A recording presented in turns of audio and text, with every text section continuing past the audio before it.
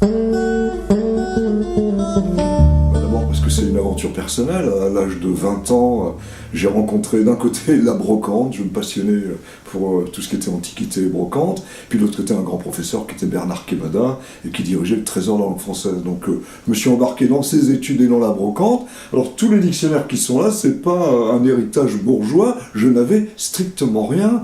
Tout est venu des antiquités, des brocantes, j'ai vendu des choses parfois pour acheter des dictionnaires, donc petit à petit, de vide-grenier en vide-grenier, on a pu constituer cette belle bibliothèque.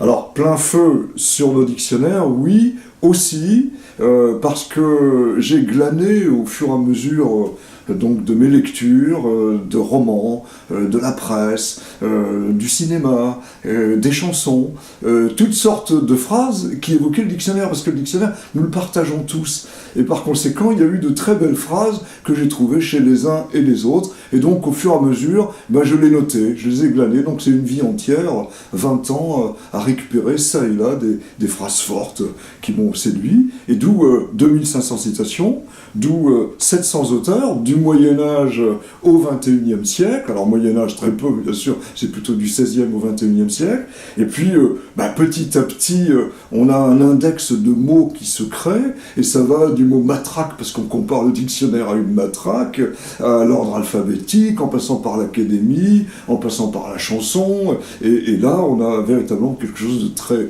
prenant. Et alors donc, 2500 citations, classées dans un ordre alphabétique des thèmes, c'est-à-dire que je pense à machine à écrire. Est-ce qu'il y a quelqu'un qui a comparé machine à écrire et dictionnaire? Eh bien oui. Est-ce que quelqu'un a comparé matraque et dictionnaire? Oui. Piscine et dictionnaire, tiens, je vais voir piscine, il y a peut-être quelque chose là-dessus. C'est comme ça que s'est fait ce dictionnaire, et quand j'aboutis à plus de 2000 articles. Alors tout à l'heure, on a parlé de Woody Allen. Alors bon, j'ai pris une citation de Woody Allen, c'est-à-dire c'est lui-même qui s'exprime, et c'est à la lettre W d'ailleurs que je l'ai classé. Voilà ce qu'il dit. Dans 100 ans, je serai réduit à 2 lignes dans un dictionnaire à la lettre A. Mais c'est tout de même mieux que d'être à la lettre W, où l'on relègue des inconnus comme Orson Welles. Bon, beaucoup d'humour, je donne les références, la page où ça se trouve, et donc voilà par exemple une citation. J'en prends une autre au hasard, alors on change de style, allons du côté de la belle littérature, enfin de la grande littérature, Flaubert, qu'on va pouvoir chercher dans la liste des auteurs qui est à la fin, où on trouvera F, Flaubert, et on aura le nombre de la page, et donc on se reporte à l'endroit, et là c'est à apprendre. On arrive dans l'article apprendre, et voilà ce que disait Flaubert en 1858, l'homme qui apprendrait par cœur un dictionnaire finirait par y trouver du plaisir.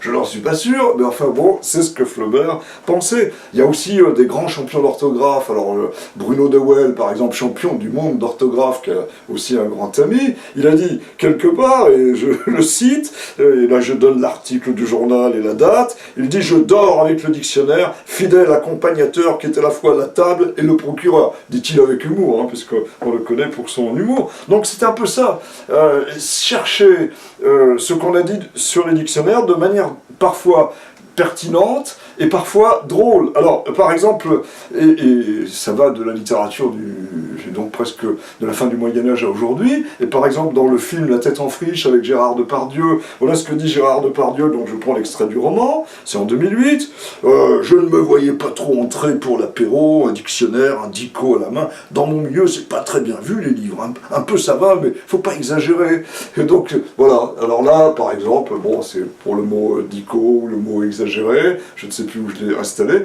mais voilà des citations, et alors il y en a 2500 comme ça, qu'on peut aller soit dans l'ordre alphabétique, trouver un matraque où quelqu'un, Philippe Roth, il y a un personnage qui dit « Moi j'ai toujours sous le bar 2 armes, un dictionnaire et une matraque ». Alors on trouvera un matraque, et on peut évidemment le trouver aussi dans la liste alphabétique des auteurs, 700. Bon, donc, parce que finalement c'est ma vie entière, hein, c'est plus de 40 ans confronté, plongé dans ces beaux ouvrages, les tout petits comme les anciens, à travers les brocantes et finalement à travers la collection qui s'est constituée. C'est aussi le regard qui a été porté par des millions de personnes, des milliers de personnes, des écrivains, des chanteurs. On va les retrouver dans les dictionnaires.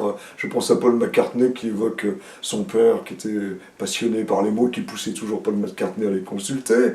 Mais je pense aussi, bien sûr, aux poètes. Je pense à l'Académie française qui, finalement, sur 9 éditions, eh bien, a des témoignages dans les préfaces qui sont magnifiques. Et donc tout ça, c'est une sorte d'alliance entre différents partenaires. D'abord la langue, qui est là dans son usage, qu'on consigne, qu'on observe. Ensuite, le code que représente le dictionnaire, qui essaie non pas de normaliser, mais au moins d'offrir la même chose à tout le monde. Et puis finalement, nous tous, qui faisons la langue et qui plongeons avec délice souvent dans ces ouvrages, en tout cas qui parlons tout le temps, et on en a là les traces. C'est ça un petit peu cette jouissance des mots, donc une alliance, et je dirais presque que c'est un arc-en-ciel des mots. J'ai presque voulu faire un arc-en-ciel des mots à travers donc tout ce qu'on a pu dire sur les dictionnaires.